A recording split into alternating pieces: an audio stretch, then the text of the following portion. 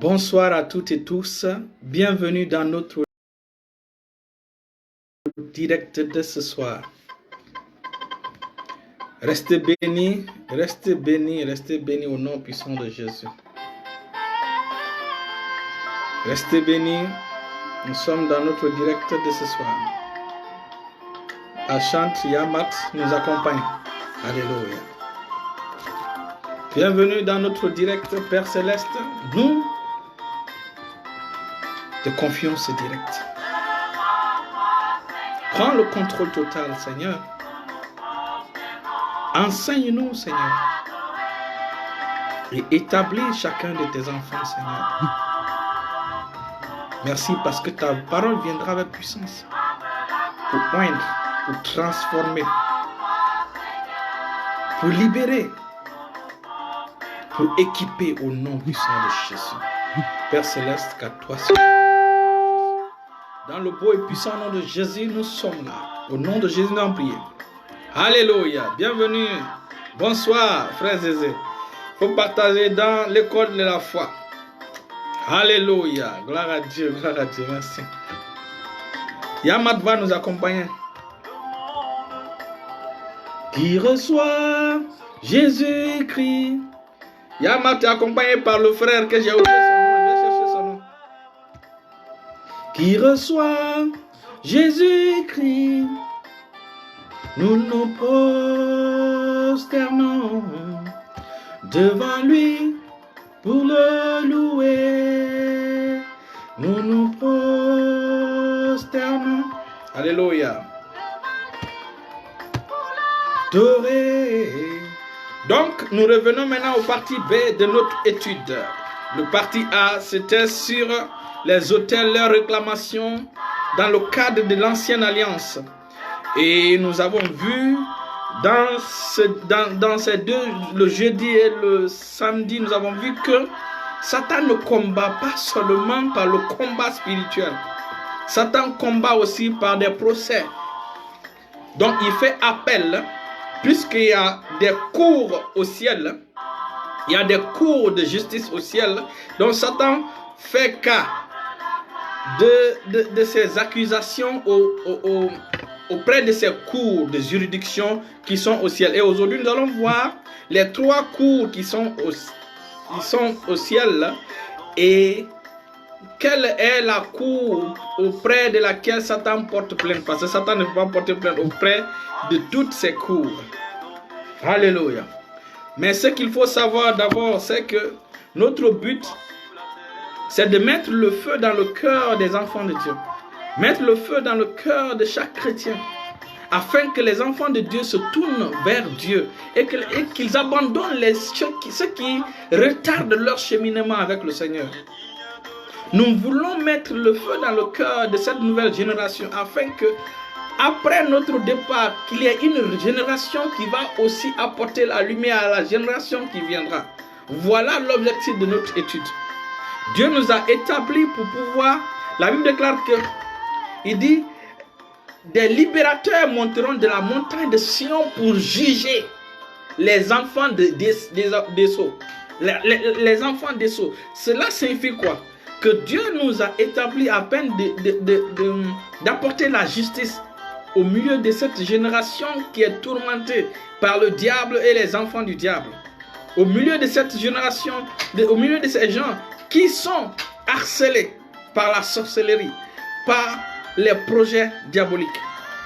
Alléluia. Et donc, aujourd'hui, nous allons voir les trois cours de justice auprès de Dieu. Mais avant de voir ces trois cours, nous allons lire Ésaïe chapitre 49, le verset 26.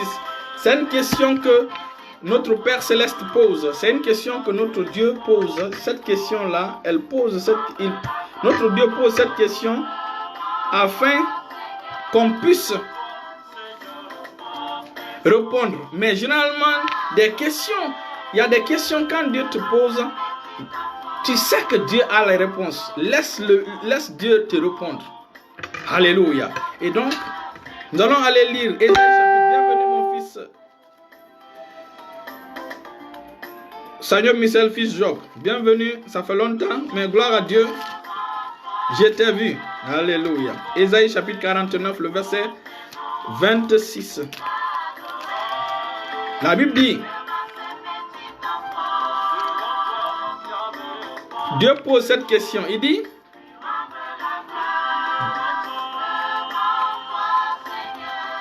Ésaïe chapitre 49, il dit, le butin, verset 24, le butin du puissant lui sera-t-il enlevé et la capture faite sur le juste échappera-t-il tel?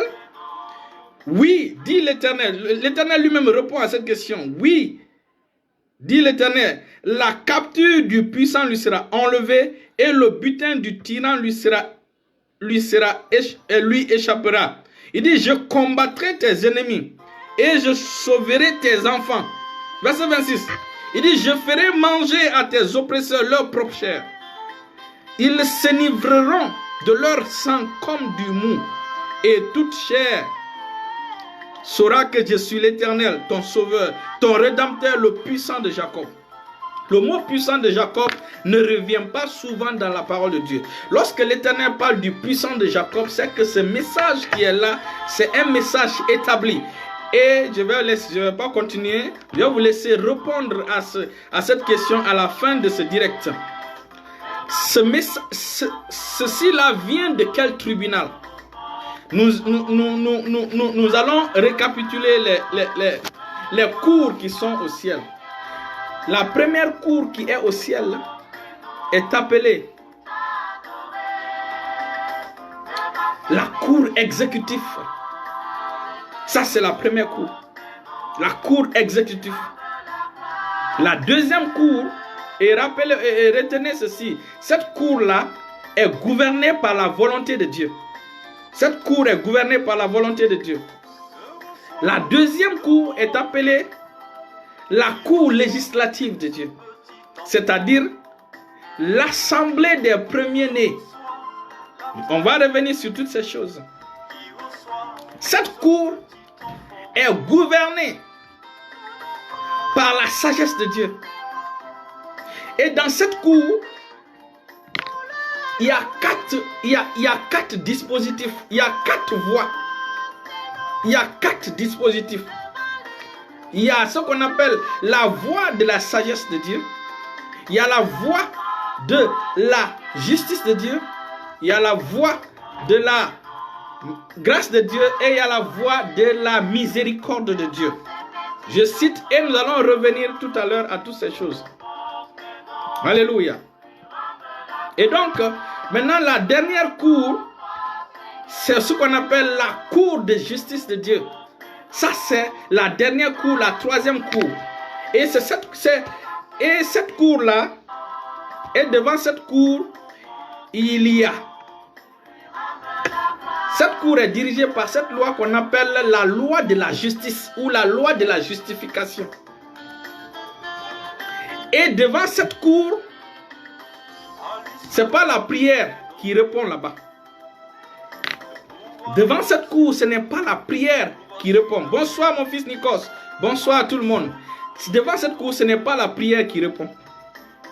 C'est les arguments que Dieu évalue et donne raison à celui qui l'emporte par ses arguments. Nous allons revenir tout à l'heure sur toutes ces choses.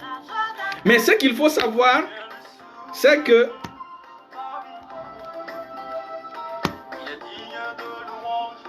celui qui nous a bien parlé de la cour exécutive de Dieu, c'est David. David étant un prophète, nous allons aller voir les dispositions que David nous a données pour pouvoir accéder à certaines de ces cours. Pour pouvoir accéder à certaines de ces cours. Et je prie pour que les enfants de Dieu reçoivent la grâce de comprendre ceci. Psaume 100. Psaume 100. Psaume 100, le verset 4. Lisons Psaume 100, le verset 4.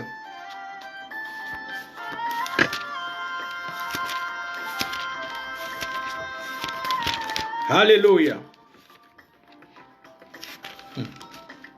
Ok. Psaume 100, le verset 4. Il dit, entrez dans ses portes avec des louanges, dans ses parvis avec des cantiques, célébrez-le, bénissez son Saint-Nom. En Psaume 96, le verset 8, là-bas, il dit, entrez dans ses parvis avec des offrandes, c'est-à-dire des actions de grâce. Donc, je ne parle pas des parvis de l'Éternel. Aujourd'hui, nous allons parler des portes. Parce que quand on parle des portes, David dit, dans les parvis de l'Éternel, on rentre là-bas avec des offrandes. Ceux qui comprennent ce mystère-là, nous allons revenir sur ça. Mais, ce qui concerne les portes, pour entrer, puisqu'il y a plusieurs portes, pour entrer dans ces portes-là, il faut des louanges, il faut des hautes louanges, il faut des chants de louanges, d'adoration. C'est ce qui te permet de rentrer, d'accéder à ces portes. Et en réalité, lorsqu'on dit porte dans le domaine spirituel, ça veut dire voyage. Quand on dit porte, cela signifie voyage. C'est-à-dire que chaque porte t'amène dans une dimension extraordinaire de Dieu. Chaque porte que l'Éternel t'ouvre t'envoie dans une dimension extraordinaire de Dieu. Et donc, David, prophétiquement, il avait cette sagesse-là d'accéder, que ces requêtes ou d'accéder à ces choses dans les visions. C'est la raison pour laquelle le prophète de l'Éternel, l'oracle de l'Éternel est capital pour vous. Si Dieu ne fait pas de toi prophète, et Dieu mais il met un prophète au-dessus de toi. Quand ce prophète-là te parle, il faut écouter. Il faut écouter. La Bible déclare que Dieu a donné, il dit les enfants d'Isaac, la maison d'Isaac, la famille d'Isaac avait cette grâce de connaître les temps et les saisons. Donc, quand il connaissait les temps et les saisons, il était en avance sur même la famille de Juda. Parce que quand tu connais les temps et les saisons, tu sais à quelle saison il faut s'aimer, à quelle saison il faut récolter, à quelle saison il faut agir, à quelle saison il faut attendre. Donc, tu as l'avantage. Et c'est ce que le prophète a. Le prophète sait qu'à tel moment, parce que le Seigneur le permet de faire des voyages dans le domaine spirituel, il dit dans la vie de tel fils, ou dans la vie de telle fille, dis-lui de faire ceci, cela. Dieu ne viendra pas personnellement te voir. Dieu ne viendra pas personnellement te voir. Et je vais vous dire ce mystère. Dans l'Ancien Testament, le prophète ne se déplaçait pas comme ça. Quand un prophète venait dans ta maison, c'était vraiment quelque chose d'extraordinaire. Aujourd'hui, vous avez des prophètes à votre disposition. Aujourd'hui, vous avez des prophètes que l'Éternel, bienvenue ma fille Madeleine, que l'Éternel a mis auprès de vous. Lorsque cet homme-là te dit de faire ceci ou cela, il ne faut pas négliger. Puisque lui connaît les temps et les saisons. Le Seigneur lui a montré les temps et les saisons. Et donc, lorsque tu fais ce qu'il te dit de faire, là, tu bénéficies de cette intervention divine qui va te propulser. Parce que nous ne courons pas par la vitesse. Nous courons par la patience. Nous courons par la patience. Nous courons par le verdict qui vient de la cour exécutive de l'Éternel. Et c'est pourquoi, quand tu as ces verdicts-là, tu n'es pas pressé. Quand tu as ces verdicts, c'est la raison pour laquelle David avait accès à cela. David, si je ne me trompe pas, David a fait 44 combats. Il n'a jamais perdu de combat. Pourquoi? Parce que il avait accès à ces informations-là. Il avait accès à cette cour qu'on appelle la cour exécutive de Dieu. Dans cette cour-là, ce qui sort de là-bas est établi, rien ne peut changer. Donc David n'allait pas en guerre par sa propre stratégie. David n'allait pas en guerre par ses propres pensées. David allait en guerre c'est après avoir consulté Dieu. Après avoir consulté Dieu qu'il partait en guerre. C'est la raison pour laquelle il n'a jamais perdu de combat. Donc c'est lui qui nous dit maintenant, il dit, pour rentrer dans ces portes-là, il faut venir pas avec des offrandes, pas avec des actions de grâce, mais il faut venir avec des cantiques, il faut venir avec des louanges. Et c'est pourquoi on va chanter pendant au moins 3 minutes pour nous permettre, bienvenue frère Emmanuel Tonguino, nous allons chanter au moins 3 minutes parce que c'est ce qui nous permet de rentrer dans ces cours-là, dans ces cours qui sont au ciel. Donc nous allons nous faire la louange et vous et moi nous allons entrer ensemble afin que ce que je vais dire, ces choses viendront de cette cour.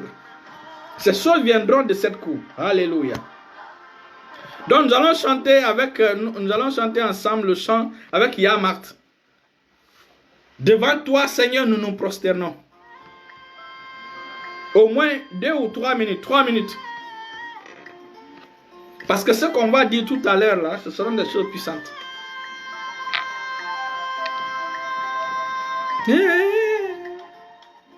Et adorons Jésus.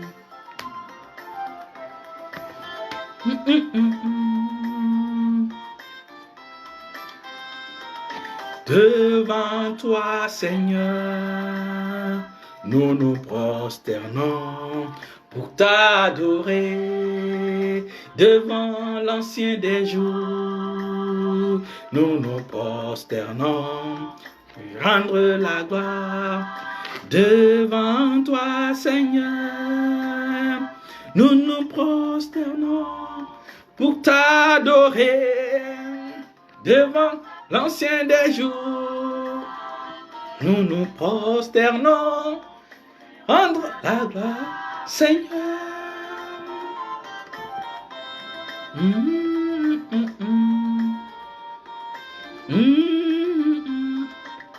Heureux soit le monde qui reçoit Jésus-Christ. Heureux soit la terre qui reçoit l'Ancien des jours. Nous nous prosternons devant toi pour t'adorer. Jésus, nous nous prosternons devant toi pour t'exalter. Devant toi, Seigneur, nous nous prosternons pour t'adorer. Devant l'Ancien des jours, nous nous prosternons lui rendre la gloire. Devant toi, Seigneur, nous nous prosternons d'adorer. Devant l'Ancien des jours, nous nous prosternons lui rendre la gloire, Seigneur. Alléluia. Lendo gros sabra langario socros kelemanta la kelebos kabarabos kondele hata rando gros sabros kibarabos zogo setele kemanta hayakatele kerebos abradigo santa la hata. Au nom puissant de Jésus, devant le tribunal de Dieu, devant la cour exécutive de Dieu, il n'y a que le Père, le Fils et le Saint-Esprit qui siègent là-bas. Et ce trône n'est pas au ciel. Ce trône est au-dessus de tous les cieux. Ce trône est au-dessus de tous les cieux. Dans 1 Timothée chapitre 6, le verset 16, la Bible déclare que Dieu habite dans une lumière qui n'est pas accessible à un homme. Et en 1 Jean chapitre 1, le verset 4, la Bible déclare que Dieu est lumière. Cela signifie quoi? Que Dieu est lumière qui habite dans une lumière. Dieu est lumière et habite dans une lumière. Donc, et quand nous lisons 1 Roi chapitre 8, le verset 26, la Bible, Dieu dit, est-ce que je peux habiter le ciel? Il dit, la terre est mon marchepied. Donc il dit, même le ciel ne peut pas me contenir. Ça veut dire que Dieu habite au-delà du ciel. Et cela signifie quoi? Cela signifie que Dieu n'habite pas le ciel. Donc ce trône-là n'est pas au ciel. Ce trône est au-delà du ciel. C'est pourquoi quand Jésus est mort, il n'est pas allé au ciel. Jésus est allé au-delà. C'est pourquoi Ephésiens chapitre 4, le verset 9 nous dit quoi? Que Christ, après sa résurrection, il est monté.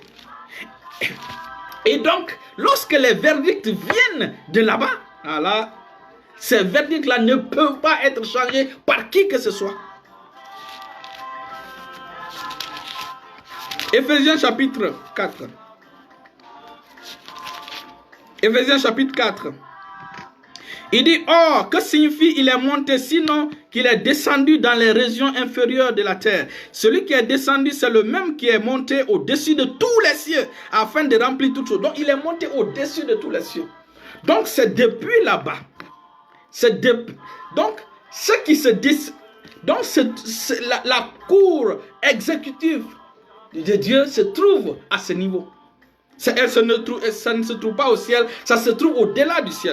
Et dans cette cour-là, ce qui gouverne cette cour est appelé la volonté de Dieu. Donc tout ce que Dieu décide là-bas, rien ne peut changer. Donc c'est à ce niveau-là Satan voulait récupérer.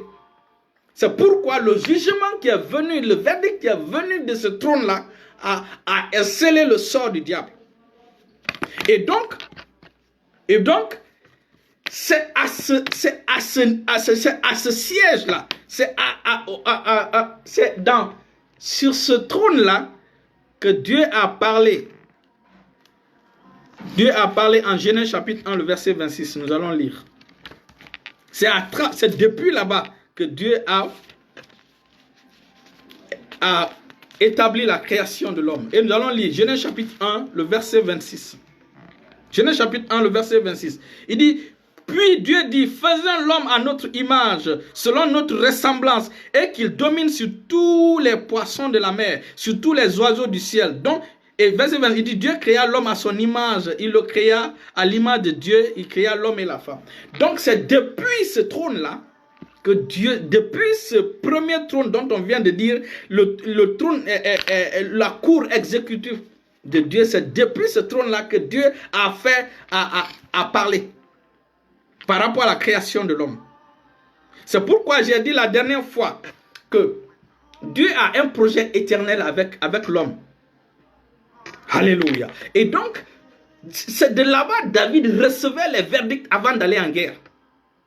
Quand tu reçois les verdicts de là-bas, peu importe le nombre de militaires que tu as, c'est-à-dire que là-bas, quand tu vas en guerre, peu importe le nombre de soldats que tu as, même si c'est toute une armée qui est venue camper autour de ta maison ou autour de ta ville, ils sont prêts à défoncer, ton cœur sera tranquille parce que le verdict est venu là-bas que tu vas gagner ce combat, tu vas gagner cette guerre.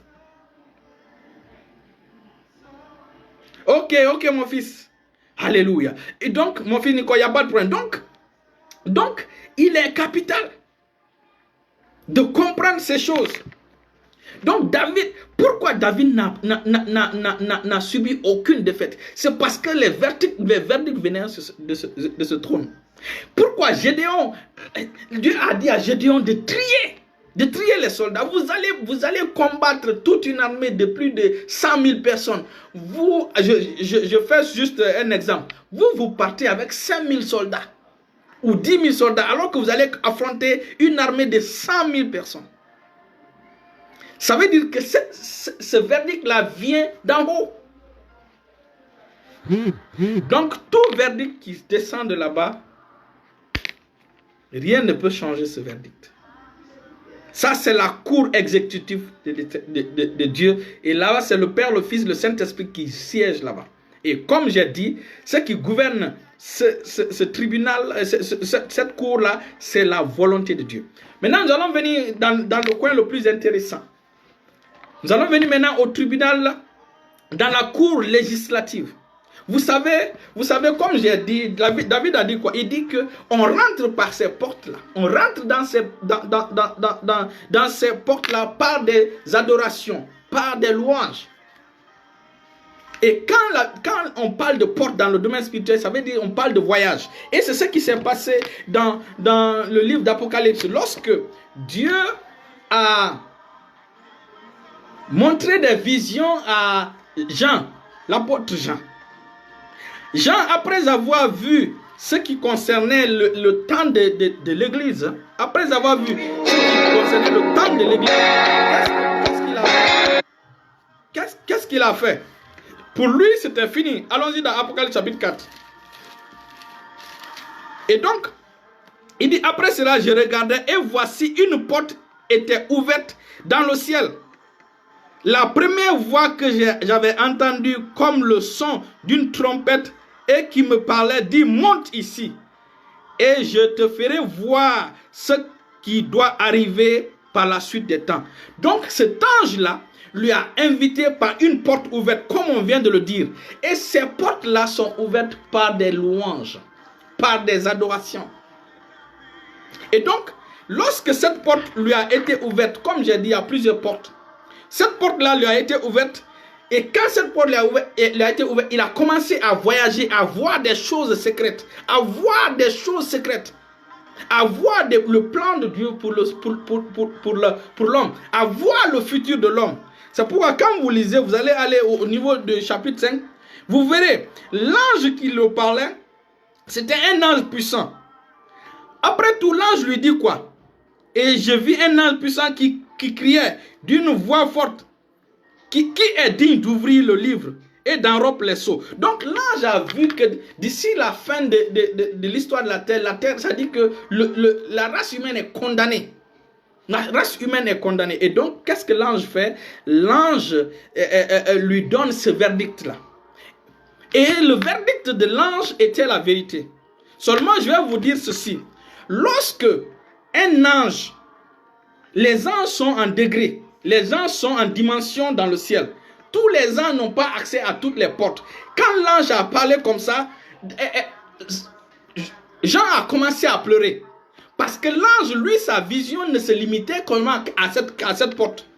Donc, quand l'ange a dit que la terre est condamnée, hein, donc personne ne peut ouvrir ce livre-là. Et donc, l'apôtre Jean a commencé à pleurer.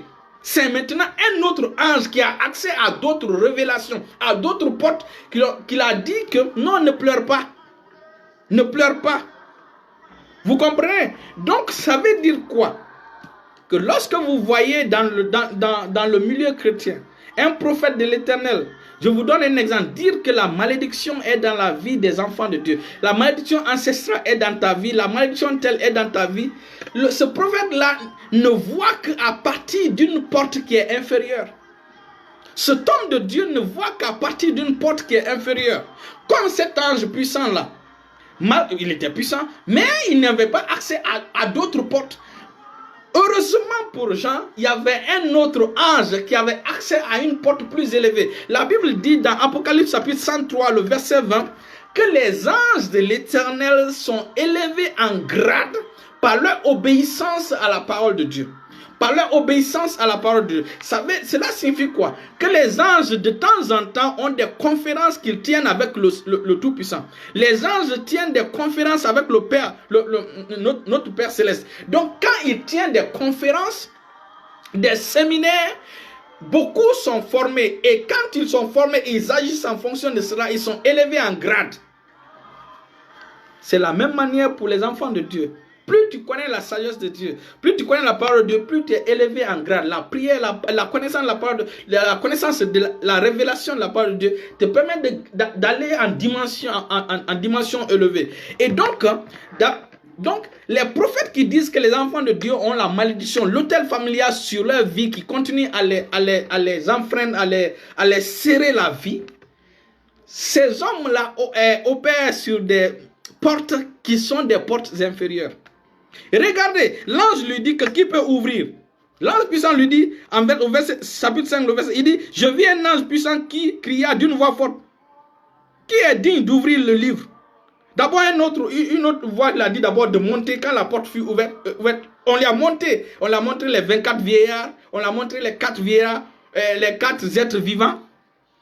Et parmi ces 4 êtres vivants, il dit, quand l'ange il dit, je vis un ange puissant qui criait d'une voix forte, qui est digne d'ouvrir le livre et ses sceaux. Et personne dans le ciel, ni sur la terre, ni sous la terre, ne peut ouvrir le livre, ni le regarder. Et je pleurais beaucoup de ce que personne ne fut trouvé digne d'ouvrir le livre ni de le regarder. Donc si on se limite là, on va se limiter à la révélation du prophète qui va dire que l'enfant de Dieu a maudit, à toute la malédiction ancestrale, c'est ta grand-mère, la vieille là, qui est en train de lier ton destin. Quelqu'un a ton destin dans sa main pour lier ce destin-là. Gloire à Dieu. Il y avait parmi les vieillards, il y avait un des vieillards qui avait accès à une porte que l'ange là n'avait pas accès.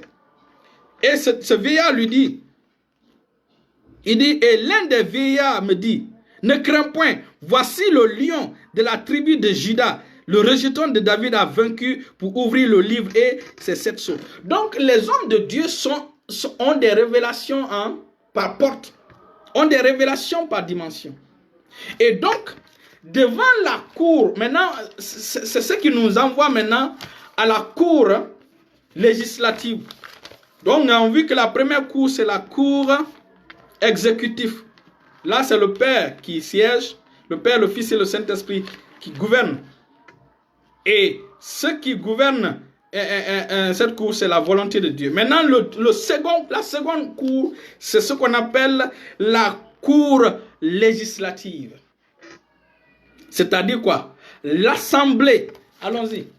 Donc, dans cette cour-là, ce sont les problèmes qui surviennent sur terre qui sont gérés sur cette cour. Ce sont les problèmes qui surgissent sur la terre qui sont gérés dans cette cour-là.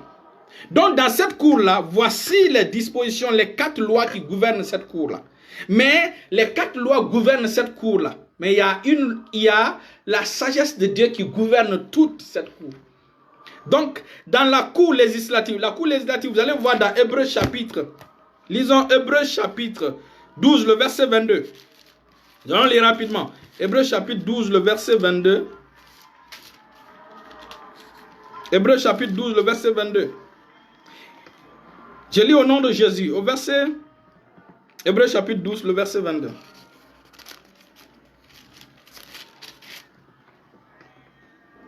Il dit, et ce spectacle était si terrifiant que Moïse dit, je suis épouvanté. Et maintenant, verset 22, mais vous vous êtes approchés de la montagne de Sion, de la cité du Dieu vivant, la Jérusalem céleste, des milliards qui forment le cœur des anges. 23 maintenant, de l'assemblée des premiers-nés inscrits dans les cieux, du juge qui est le Dieu de tous les esprits, des justes parvenus à la perfection. Donc, et de Jésus, le médiateur de la nouvelle alliance, et du sang de l'aspersion qui parle mieux que le sang, que celui d'Abel. Donc, la seconde cour, c'est ce qu'on appelle la cour législative. Dans cette cour-là, il y a 4 lois. Il y a la loi de la sagesse, il y a la loi de l'amour, il y a la loi de la justice, il y a la loi de la grâce et il y a la loi de la miséricorde. Je vais vous donner un cas typique, un cas d'exemple. Lorsque l'homme a chuté, lorsque Adam a péché, donc la loi de la justice dit que le salaire du péché c'est la mort. Et donc cette loi-là est sortie. Et cette loi-là est juste. C'est pourquoi Dieu a dit à Adam, le jour où tu mangeras, tu mourras. De ce fruit, tu mourras. Et donc, on a vu que c'était de la mort spirituelle que Adam a subi. Et Dieu ne voulait pas tuer Adam. C'est-à-dire que Dieu ne voulait pas éliminer Adam. Pourquoi? Parce qu'il a un projet éternel avec lui. Pourquoi? Parce que l'homme a été... La création de l'homme a été discutée depuis la cour exécutive de Dieu. Donc, la situation de l'homme est une situation éternelle. Donc la cour exécutive de Dieu, quand elle donne un ordre, le décret là est permanent et le décret reste. C'est comme ce qui s'est passé avec Jacob. il y a un décret qui est sorti de la cour exécutive de Dieu. Il dit à Jacob, non, reste à Cana ici. Moi, je vais te bénir. Ne descends pas en Égypte comme tout le monde descendait. Il dit, reste à Cana. Et donc, quand Jacob, les autres ont créé des puits, ça n'a rien donné. Jacob a créé un puits, il a trouvé de l'eau. Les habitants de Canaan, ils sont venus le harceler et ils ont pris ce puits-là avec lui. Donc il s'est déplacé, il est parti dans un autre lieu. Il a creusé, il a trouvé de l'eau. Vous savez, l'eau signifie beaucoup pour ceux qui font l'agriculture et l'élevage. Et donc, ils sont encore venus pour le harceler. Ils sont encore venus pour s'accaparer de cette... Il a quitté. Et donc, quand il quittait le puits s'asséchait. Quand il quittait le puits s'asséchait. Donc, le problème, ce n'est pas le puits qu'il crée. Le problème est le verdict que celui qui porte le puits. C'est-à-dire, le verdict est tombé dans les mains de qui? De Jacob. Donc, toute autre personne qui creuse le puits, ce puits-là n'aura pas d'eau. Mais si Jacob creuse, le puits aura de l'eau. Donc, le verdict est avec... Donc, là, c'est la présence de Dieu avec Jacob, avec Isaac du moins, qui détermine l'eau dans le puits. Donc, ce verdict est venu à Isaac de ne pas bouger. Ce verdict-là venait de la cour exécutive de Dieu. Donc, partout où il allait creuser, même s'il creusait dans un rocher, l'eau allait sortir. Mais maintenant, dans le cadre de la cour législative de Dieu, comme je viens de dire, on voit le cas de l'homme. L'homme a péché et donc la voie de la justice dit que le salaire du péché c'est la mort. Or, la miséricorde de Dieu, Dieu ne voulait pas que le cas de l'homme soit comme Satan. Qu'est-ce qui s'est passé? Maintenant, la voie de la miséricorde a été activée et nous lisons dans les psaumes que la miséricorde est plus élevée que le jugement de Dieu. La miséricorde est plus élevée que le jugement de Dieu. Et donc, si on se limite là, l'équation ne sera pas équilibrée. C'est comme si la miséricorde n'a pas fait cas de la voie de la justice. C'est ainsi que la sagesse de Dieu est entrée en jeu. Cette sagesse de Dieu dit quoi? La sagesse de Dieu dit que il faut que Dieu devienne un homme et que Dieu meure sur la croix pour prendre la place de l'homme. Voilà la sagesse de Dieu. Et donc, lorsque la sagesse de Dieu s'est mise en place, c'est ainsi que Dieu est devenu un homme et est mort sur la croix pour le salut de l'humanité. Et donc, Dieu en mourant, Dieu a mis l'homme en lui. Donc, quand Dieu mourait, c'est l'homme. Quand Dieu meurt, c'est l'homme qui mourait. Quand Jésus est mort, c'est l'homme qui est mort. C'est l'homme qui est mort avec lui. Quand il a été enterré, l'homme a été enterré. Quand il est ressuscité, nous sommes ressuscités avec lui. Quand il s'est assis, nous sommes assis avec lui. Voilà comment le cas de l'homme a été réglé. Et c'est ainsi que la grâce de Dieu est sortie pour donner la capacité à l'homme maintenant de vivre au-dessus du péché. Voilà comment les choses se règlent dans cette cour-là. Dans cette cour-là, il faut un équilibre. Donc cette cour-là donne des lois. Cette cour-là donne des infrastructures. Cette cour-là donne des lois, cite des lois. Par exemple, il y a une loi. On va revenir à cette loi. Donc, dans cette cour exécutive, elle donne des lois. Et maintenant, la cour de justice de Dieu, à ce niveau-là, là-bas, ce n'est pas la prière qui parle. Là-bas, ce sont les arguments qui parlent devant la cour de justice de Dieu. Ça, c'est la troisième cour. Et devant cette cour-là, ce qui gouverne là-bas, c'est la loi de la justification. C'est la loi de ta position. C'est la loi des arguments. Donc, lorsque la maladie parle dans ton corps par les symptômes, devant cette cour-là, tu dois dire quoi? Tu dois dire, tu n'as plus à parler, tu n'as plus à prier. Tu dois dire que par les blessures de Jésus, j'ai été guéri. C'est cet argument-là qui est valable devant cette cour. Devant cette cour-là, parce que la cour législative dit quoi? Que Christ sur la croix a pris nos malédictions. Il dit Christ nous a racheté de la malédiction de la loi étant devenue malédiction pour nous, afin que la bénédiction d'Abraham vienne pour nous. Donc, cette loi-là est sortie de la cour législative ou de l'assemblée des premiers-nés. Donc, cette loi-là est seulement efficace dans ta vie lorsque tu connais ces lois. Et quand tu viens devant la cour judiciaire de Dieu, là-bas, tu viens avec la parole de Dieu. Tu viens avec les arguments de Dieu. Le problème maintenant, c'est que Satan ne va pas dans la cour exécutive de Dieu. Il ne va pas dans la cour législative de Dieu. Il va dans la cour judiciaire de Dieu. C'est là-bas qu'il porte accusation sur tous les enfants de Dieu.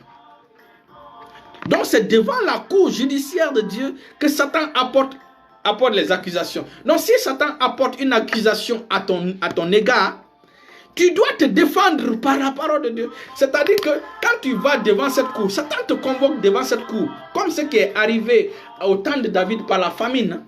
David a prié chaque année. Dieu l'a finalement dit à la 3e année. Il dit que ce n'est pas la prière qui règle ce problème. En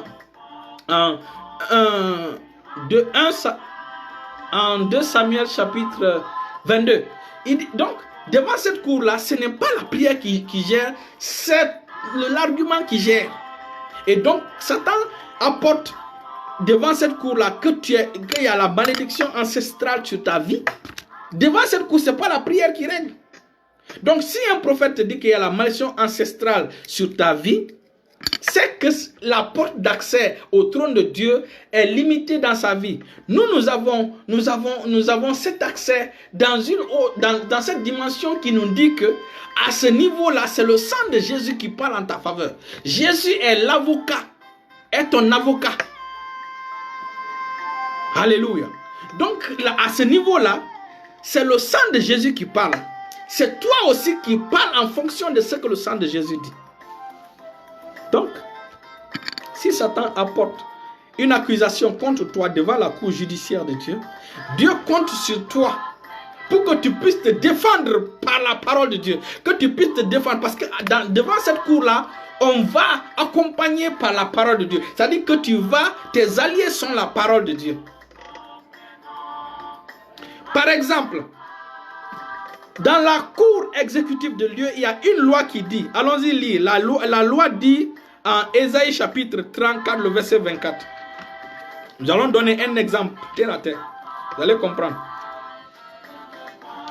La cour exécutive de Dieu émet les lois. Et cette cour exécutive dit quoi? En Ésaïe chapitre 34. Le monde, le verset 24.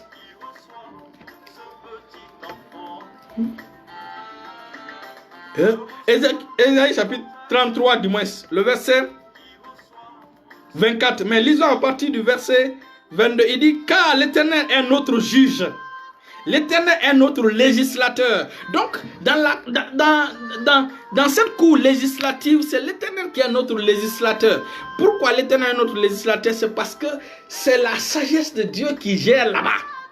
C'est la sagesse de Dieu qui gouverne là-bas. Donc, l'Éternel est notre législateur. C'est ça la cour législative de Dieu. Là-bas, on émet les lois. L'Éternel est notre roi. C'est lui qui nous sauve. Maintenant, le verset 23 dit, des cordages sont relâchés. Il ne serre plus le pied du mât et ne tendent plus les voiles. Alors, on partage la dépouille d'un immense butin. Les boiteux même prennent part au pillage. Donc dans cette cour, on dit les boiteux participent au pillage. C'est-à-dire que la cour législative dit que les boiteux doivent participer au pillage dans le monde des ténèbres, à dépouiller les méchants dans le domaine spirituel. Ça veut dire quoi? Que les boiteux, si un boiteux participe au pillage, ça veut dire que le boiteux est guéri. Alléluia. Maintenant, le verset 24, il dit, aucun habitant ne dit je suis malade. Donc, la cour législative émet cette loi pour dire qu'à Sion, aucun habitant ne dit je suis malade. Alors, si cette cour-là émet que c'est interdit de dire à Sion je suis malade, et la maladie qui frappe les enfants de Dieu. Vous voyez? Alors, si la loi de la cour législative dit qu'aucun habitant ne dit je suis malade, et que la maladie se pointe dans ta vie, donc ça veut dire que ton cas, tu dois être défendu maintenant devant la cour judiciaire de Dieu. Et là-bas, quand tu viens, Tu viens avec des arguments pour dire quoi? Christ sur la croix a pris toutes mes infirmités et il s'est chargé de toutes mes maladies. La Bible déclare que par ses blessures, j'ai été guéri. Donc je ne peux pas être guéri et malade à la fois au nom puissant de Jésus. Donc je déclare que je suis guéri et je reste guéri. Donc plus tu es en train de défendre ta cause par la parole de Dieu, c'est là la puissance de Dieu est relâchée. Donc la puissance de Dieu est relâchée par la force de tes arguments pour te guérir. Voilà comment les gens obtiennent justice devant cette cour judiciaire. Mais malheureusement, beaucoup de chrétiens sont ignorants. Et l'ignorance ne t'arrange pas devant cette cour. Parce que ce n'est pas la prière qui arrange devant cette cour. C'est pourquoi vous allez voir des gens malades pendant longtemps. On prie pour eux, ça ne marche pas. Ça veut dire qu'à ce niveau-là, il faut vraiment qu'on présente des arguments. Et en réalité, c'est lui qui doit présenter des arguments. C'est lui qui doit décréter et déclarer. C'est lui qui doit dire. Parce que quand tu dis que Christ a pris tes infirmités, s'est chargé de tes maladies, c'est ce que la Bible dit. Et donc, la cour judiciaire vérifie, est-ce que ce que tu es en train de dire, c'est conforme à la loi qui est sortie dans la cour législative de Dieu. Si c'est vrai, la puissance de Dieu est immédiatement déclenchée en ta faveur là-bas. Voilà comment les gens obtiennent leur miracle. Voilà comment les gens qui avaient un problème, dès qu'ils décrètent, le problème disparaît. Donc, lorsque Satan dit qu'il y a une malédiction ancestrale dans ta vie, ou un homme de Dieu te dit qu'il y a une malédiction ancestrale dans ta vie, tu n'as pas besoin de prier. Tu lui dis que Christ sur la croix a pris toutes mes malédictions. Aucune malédiction n'a de force sur moi. Voilà comment on gagne dans les accusations du diable. Parce que Satan peut prendre la bouche d'un homme de Dieu. Si Satan a passé par Pierre pour lui dire pour dire à Pierre que d'empêcher Jésus de mourir sur la croix, ça veut dire que Satan peut passer par n'importe qui. Donc, devant la cour judiciaire de Dieu, c'est devant cette cour-là, il faut défendre. Voilà pourquoi les enfants de Dieu doivent s'armer de la parole de Dieu.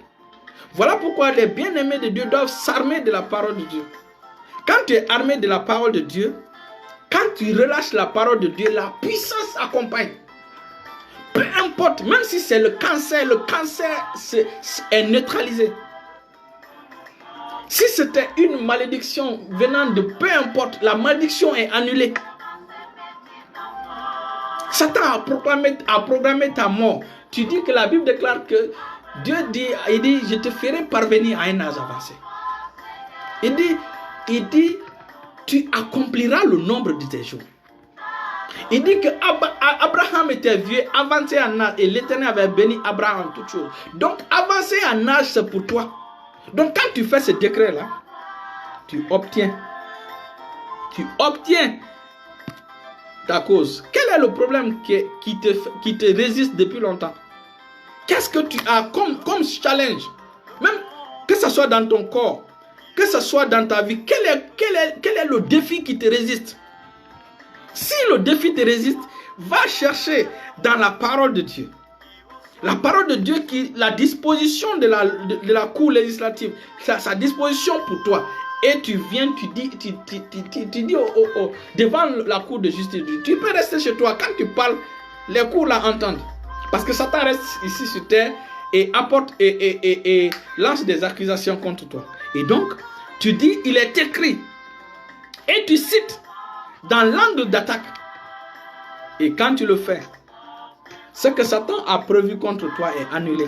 Parce que la cour judiciaire de Dieu est gouvernée par ce qu'on appelle la loi de la justification, la loi de la justice. Et cette loi-là dit quoi? Que l'homme a récupéré sa position droite devant l'Éternel. Ça veut dire quoi? Que c'est l'homme qui a le pouvoir et non Satan qui a le pouvoir. Alléluia. Donc nous sommes vers la fin. Dans l'Ancien Testament, lorsque un papa, c'est-à-dire que lorsque le papa de quelqu'un faisait quelque chose, ça se répercutait jusqu'à la 4e génération. Mais Dieu merci, dans la cour législative de Dieu, la miséricorde de Dieu était plus élevée que le jugement de Dieu. C'est pourquoi nous allons voir dans Exode. C'est pourquoi nous voyons dans Exode, chapitre 20.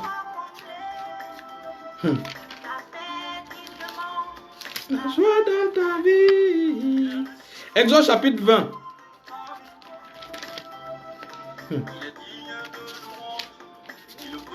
Exode chapitre 20, à partir du verset 5. Il dit quoi? Il dit, tu ne te prosterneras point devant elles et tu ne les serviras point, car moi l'Éternel ton Dieu, je suis un Dieu jaloux qui punit l'iniquité des pères sur les enfants jusqu'à la 3e et la 4e génération de ceux qui haïssent, qui me haïssent. Il dit, et qui fait miséricorde, écoutez maintenant, et qui fait miséricorde jusqu'à 1000 générations à ceux qui m'aiment et qui gardent mes commandements. Donc vous voyez, le jugement de Dieu, lui, se limite au niveau de la 3e, 4e génération. Alors que la miséricorde de Dieu va jusqu'à la 1000e génération. Vous voyez, c'est là la loi, c'est-à-dire que la loi de la miséricorde est plus élevée que le jugement. Voilà les dispositifs qui sont dans la cour législative de Dieu. Alors, ce qui est intéressant maintenant, l'homme qui est juste doit marcher dans la justice pour que ses enfants soient bénis jusqu'à la 1000e génération. Donc le but de Dieu ici n'est pas que les gens soient maudits jusqu'à la 4e génération, mais que les gens soient bénis jusqu'à la 1000e génération. Mais malheureusement, les prophètes, les anciens enseignent que la malédiction générationnelle et non la bénédiction générationnelle.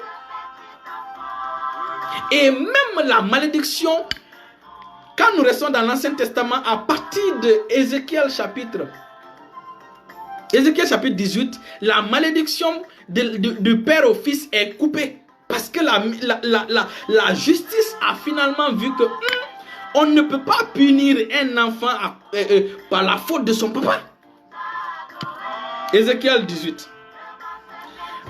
Donc la malédiction du père tombera jusqu'à la 3e, 4e génération. C'est ce qui s'est passé d'après certains hommes, d'après certains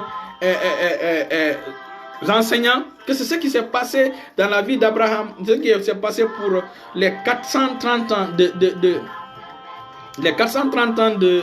d'esclavage du peuple juif en Israël, en Égypte. Il dit que Abraham a appris à mentir à chose. Dans Genèse chapitre 15, Abraham a dit au roi Pharaon, que Sarah était sa sœur. Et finalement, ça c'est certains qui disent ça. Hein? Bon, et si on vérifie, il dit, Genèse chapitre 15, Abraham eut confiance en, il dit, l'Éternel lui dit, voilà, verset 4, il dit, mais, et l'Éternel dit, voilà, il dit, verset 4, il dit, toi tu iras en paix vers tes pères et tu seras en... Il dit, voyons là où il a pris il a pris. Bon, Genèse chapitre 15, il dit, toi tu iras en paix vers tes pères, tu seras enterré après une heureuse vieillesse. Voici ce que l'Éternel réserve pour une heureuse vieillesse. Il dit, à la 4e génération, ils reviendront ici, car l'iniquité des Amoréens n'est pas encore à son comble. Vous voyez? Et donc, les gens relient cette malédiction-là, les 4 générations-là, à ce que Abraham, son séjour en Égypte. Quand Abraham est parti en Égypte, Abraham arrivé en Égypte, les Égyptiens le virent, et la femme était fort belle. Les grands de Pharaon la virent aussi, et la vantèrent à Pharaon. Et la femme fut amenée dans la maison de Pharaon. Il traita bien Abraham à cause d'elle, et Abraham reçut les brebis, les bœufs, les ânes, les serviteurs et les servantes, et des ânesses et des chameaux. Ainsi l'Éternel frappa les grands plaies Pharaon et sa maison. Donc, du fait qu'il a reçu ces cadeaux-là par le biais du mensonge, en disant que Sarai était sa sœur, donc d'après certains hommes de Dieu, c'est ce qui a fait que cet esclavage de ces enfants pendant 400 ans, 4 générations, s'est opéré. C'est pourquoi il dit, Genèse chapitre 15, il dit, toi tu iras en paix vers tes pères, tu seras enterré après il dit, à la 4e génération, ils reviendront. Donc, il dit, donc Dieu dit que Abraham, sa descendance jusqu'à la 4e génération, va passer le temps en Égypte, dans l'esclavage. Donc, ils disent que c'est à cause de ça. Et lorsque nous voyons aussi dans la vie de Judas, comme on a vu la dernière fois, lorsque Judas a fait a couché avec sa belle-fille, on a vu que la royauté pour la maison de Judas était suspendue pendant 1000 ans. Et donc, nous voyons ici que, effectivement, le jugement de Dieu s'applique. Le jugement de Dieu s'applique. Seulement, il faut comprendre que la loi de la miséricorde est au-delà de cela. Et c'est cette loi que nous devons enseigner en tant qu'enfants de Dieu. Et même si nous allons sur la loi du jugement, de la justice, nous voyons, et c'est là que nous allons terminer, nous voyons en Ézéchiel chapitre 18 maintenant, que Dieu revient sur cette loi de malédiction jusqu'à la 4e génération. Dieu revient pour dire quoi? Ézéchiel chapitre 18, tout le chapitre. Il dit, je suis vivant, dit le Seigneur, l'Éternel. Vous n'aurez plus lieu de dire ce proverbe en Israël. Voici, toutes les âmes sont à moi. L'âme du Fils comme l'âme du Père. L'une et l'autre sont à moi. L'âme qui pêche, c'est elle qui mourra. L'homme qui est juste, qui pratique la droiture et la justice, qui ne mange pas. Donc, allons au verset 18 maintenant. Il dit, il dit, s'il le détourne, ok, c'est son père qui a été un oppresseur, qui a commis des rapines envers les autres, qui a fait au milieu de son peuple ce qui est bien. C'est lui qui a fait au milieu de son peuple ce qui n'est pas bien. C'est lui qui mourra par son iniquité. Il dit, vous dites, pourquoi le fils portera-t-il l'iniquité de son père? C'est que le fils a agi selon la droiture et la justice. C'est qu'il a observé et mis en pratique toutes mes lois. Il vivra. Donc, l'âme qui pêche, c'est l'âme qui mourra. Donc, ce n'est plus maintenant la malédiction du père tombera sur son fils jusqu'à la 4e génération. Dieu dit maintenant, l'âme qui pêche, c'est l'âme qui mourra. Donc, cette loi-là a été annulée dans la cour législative de Dieu. Donc, nous venons dans la nouvelle alliance avec une nouvelle disposition dans le Nouveau Testament. Dieu ôte maintenant cette malédiction-là par la mort de Jésus sur la croix. Dieu ôte cette malédiction qui tombe de génération en génération. Ça veut dire que tout autel qui parle contre toi, que l'autel qui a été, l'alliance qui a été reliée avec ton père dans les anciens temps, cet autel-là crie contre toi, cette malédiction-là crie vers toi, Dieu dit que ce n'est plus possible. Par quelle loi? Dans Galates chapitre 6, le verset 7, il dit, ne vous y trompez pas, on ne se moque pas de Dieu. Ce qu'un homme aura semé, il le moissonnera. Donc, cette loi-là, ce sont tes parents qui ont semé et non toi. Donc, l'âme qui a péché, l'âme qui a fait cette alliance-là, c'est l'âme-là qui doit mourir et non toi. Donc, nous allons terminer là. Voici tous ces arguments qui sont devant toi. Devant la cour de justice de Dieu, lorsque Satan apportera des accusations contre toi. Toute accusation, la Bible dit que toute langue qui se lèvera en jugement contre toi, tu la condamneras. C'est par ces paroles-là qu'on condamne les accusations de l'ennemi contre nous. C'est par ces décrets-là, c'est par la parole de Dieu qu'on condamne toutes les langues qui se lèvent contre nous. Donc nous avons le sang de Jésus comme étant l'arme que tu vas te défendre devant la cour judiciaire de Dieu. Lorsque Satan apportera un jugement, quand Satan apportera une accusation contre toi, tu vas te lever en jugement contre ou un esprit mauvais ou un démon ou dans un rêve. Lorsque tu vois dans un rêve, on t'effraie dans un rêve, quand tu te lèves, mets un jugement contre cet esprit par lequel la peur est venue. Voilà comment on fait les choses. Là-bas, on ne prie plus. Là-bas, on fait des décrets. On fait des décrets. On fait des décrets. Donc vous venez avec le... Tu viens dans la cour de justice de Dieu avec le sang de Jésus. Nous venons devant ta cour, dans ta trône de justice avec le sang de Jésus. Et donc, tout ce que vous direz, le sang va vous accompagner. Tu as une maladie, tu as un cancer. Maudis ce cancer dès sa racine. Devant la cour de justice, tu dis, il est écrit que Christ sur la croix a pris mes infirmités, s'est chargé de toutes mes maladies. Par ses blessures, j'ai été guéri. Si c'est une maladie héréditaire, tu vas dire que dans le nom de Jésus, la malédiction ancestrale ne continuera plus sur la descendance. C'est plutôt la bénédiction de Christ qui va continuer sur ma vie. Donc je déclare que cette maladie héréditaire n'est pas mon partage au nom de Jésus. C'est l'hérédité de Christ qui est mon partage. Voici des choses à faire. Dans votre famille, personne ne se marie. Tu vas dire, dans le nom de Jésus, moi je me marie au nom de Jésus. Parce que je suis une nouvelle création en Christ. La loi de l'esprit de vie m'a affranchi, libéré de la loi qui était sur mes parents, la loi du péché de la mort, la loi de la dégénérescence. Donc devant la troisième cour, ce sont les arguments qui parlent. C'est pourquoi Dieu dit en Ésaïe chapitre 41, le verset 19. Il dit, venez apporter vos arguments, venons. Il dit, plaidez votre cause. Dit l'Éternel, produisez vos moyens de défense. Donc l'Éternel te pousse à produire tes moyens de défense face aux accusations du diable. Et c'est ce que Dieu a fait. Dieu a tout fait pour que David comprenne ces choses. Et David fasse ses preuves. Alléluia. Et donc, il est maintenant temps. Nous allons prier. Si tu faisais un examen, l'examen ne marchait pas. Aujourd'hui, la parole de Dieu est sortie. Cette malédiction prend fin aujourd'hui dans ta vie au nom de Jésus. Cette alliance a été tissée par tes parents.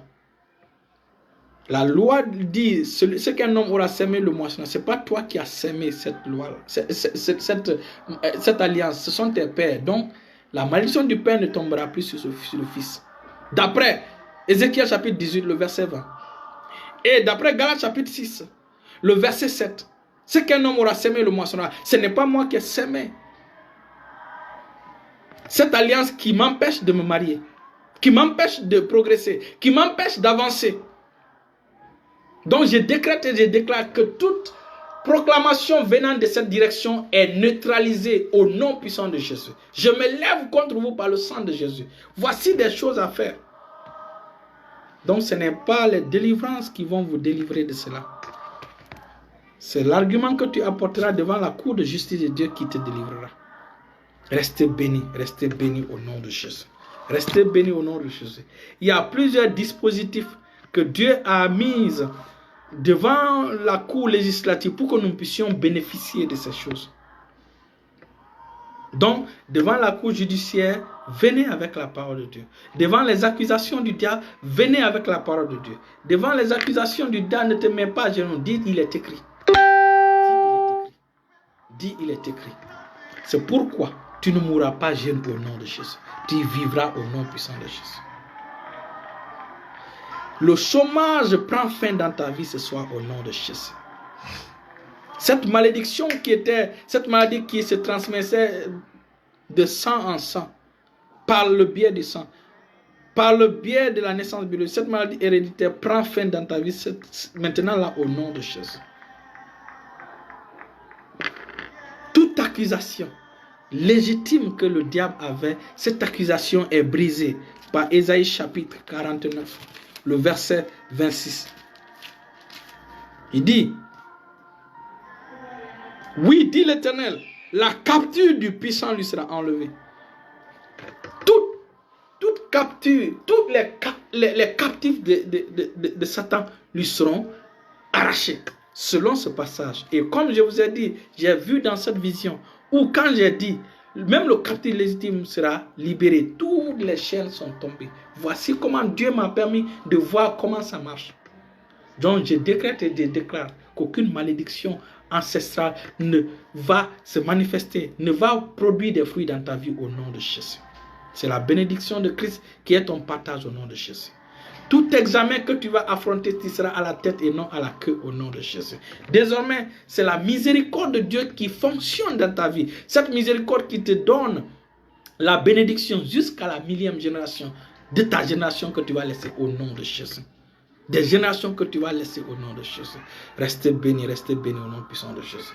On revient le samedi pour prier pour les malades. Restez bénis, restez bénis.